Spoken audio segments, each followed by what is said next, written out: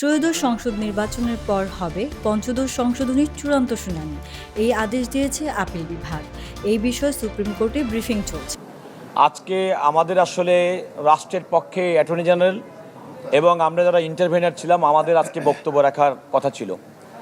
ইতিমধ্যেই আপনারা জেনেছেন যে বিএনপির পক্ষ থেকে বিএনপি এই মামলায় অন্তর্ভুক্ত হয়েছে অ্যাজ ইন্টারভেনার, যেখানে আমাদের সিনিয়র অ্যাডভোকেট জনাব জয়নুল আবেদিন এবং আমি মোহাম্মদ রুহুল কুদ্দুস কাজল বিএনপির আইনজীবী প্রতিনিধিত্ব করি। এছাড়া আমি ব্যক্তি মোহাম্মদ রুহুল কুদ্দুস হিসেবে এই মামলার ইন্টারভেনার হিসেবে আবেদন করেছে, এটা গ্রহণ করা হয়েছে। আদালত বেশ কয়েকটি বিষয় আজকে দিনের কার্যসূচি শুরু যখন হয়েছিল, অ্যাটর্নি জেনারেল সাহেব যখন বক্তব্য রাখা শুরু করলেন তখন বাংলাদেশের মাননীয় প্রধান বিচারপতি সাহেব কয়েকটি বিষয় উল্লেখ করলেন।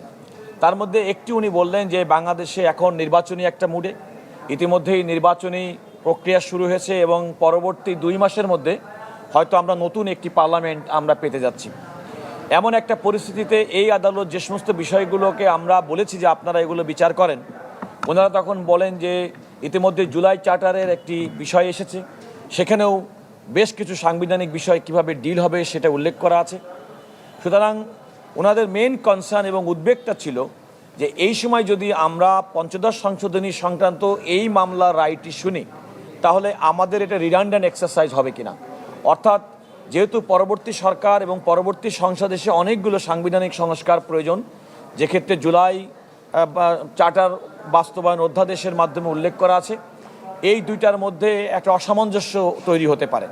তো এমন একটা অবস্থার পরিপ্রেক্ষিতে আদালত আরেকটি বিষয় বলেছেন, সেটা বলেছেন অতীতে বিভিন্ন সময় যে আমাদের এই আদালতের অনেক বিচার কার্য নিয়ে অনেক রকম সমালোচনা আছে এবং সেক্ষেত্রে দীর্ঘদিন পর্যন্ত বিগত 16 মাস যাবৎ এই সুপ্রিম কোর্টের অনেক মামলা দিয়ে সেই সমস্ত অসঙ্গতি এবং বিচার বিভাগের প্রতি যে মানুষের যে এক ধরনের অশ্রদ্ধা কিংবা অভক্তি, সেগুলো তারা কাটিয়ে উঠেছেন।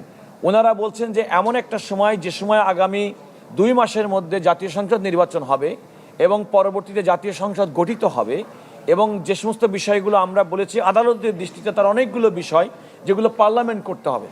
তো যেহেতু পার্লামেন্ট করতে হবে, ওনারা আসলে মূলত চেয়েছেন যে পরবর্তী নির্বাচন পর্যন্ত এবং পরবর্তী সংসদ গঠিত হওয়া পর্যন্ত এই মামলাটির এ পর্যায়ে শুনানি স্থগিত থাকুক। ডেস্ক রিপোর্ট, বেতার কেন্দ্র।